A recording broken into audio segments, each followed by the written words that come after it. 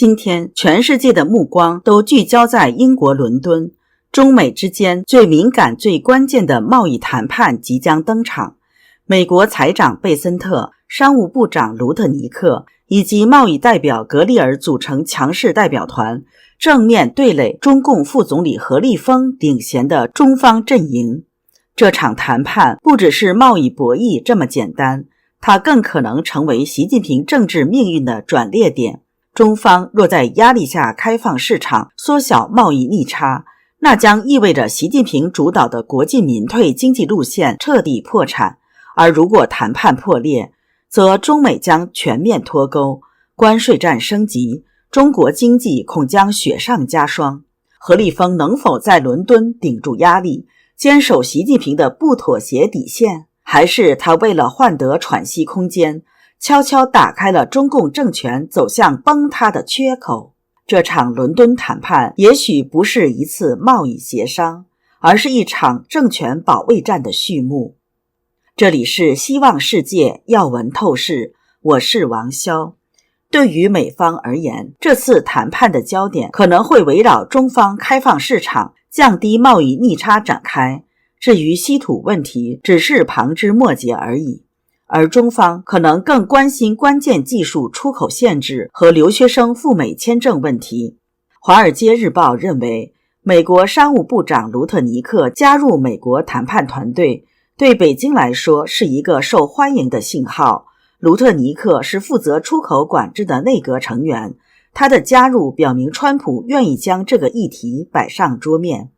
中共一直对美国的技术出口管制不满，美国就晶圆设计软体对北京实施了限制，禁止美国公司使用中国科技巨头华为的人工智慧晶片，并暂停向中国出口部分用于喷气发动机的部件和软体。卢特尼克在上周四的一场众议院听证会上作证说，呼吁加强出口管制执法，以防北京或许可能助其在 AI 和航空等战略领域推进雄心的关键美国技术。卢特尼克指出，他们正试图复制我们的技术，在争夺 AI 霸权的竞赛中，他们目前落后于我们，但他们正与中央政府合作以求赶超。不错，是为了击败我们，从而在技术上占据优势。美国南卡罗来纳大学艾肯商学院教授谢田指出，我觉得中美最大的问题，或者川普政府最关注的问题，就是贸易逆差，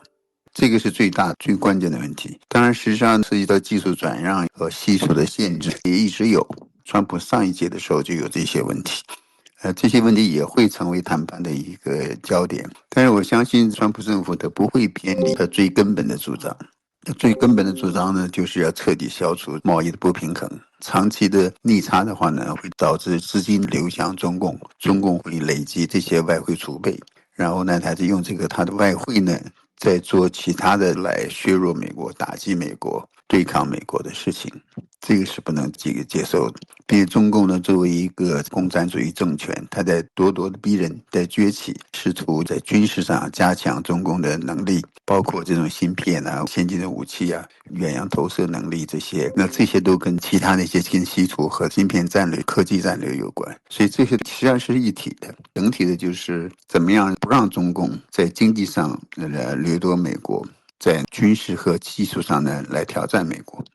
卢特尼克的对手是中共副总理何立峰，被认为是习近平信任的助手。如果真是习的可信任助手，何立峰可能还会与美国继续周旋，目的不过是继续延长贸易休战期限而已。一如法新社判断的那样，旨在延长休战期。海外作家、独立时评人向阳认为，距离8月12日90天休战期届满的日子已越来越近。习近平在稀土问题上先骗后拖，跟着耍赖。此时身处伦敦的何立峰也只能带着不要再迎合美国人的命令，硬着头皮就何时以及如何放开稀土出口继续打太极，延长90天的休战协议是唯一选择。谢田则认为，中共的愿望当然就是想拖得越久越好，最好拖个1年、2年、3年、4年，最好拖到川普这个任期结束，这是中共的想法，但是川普这次可能不会再同意了。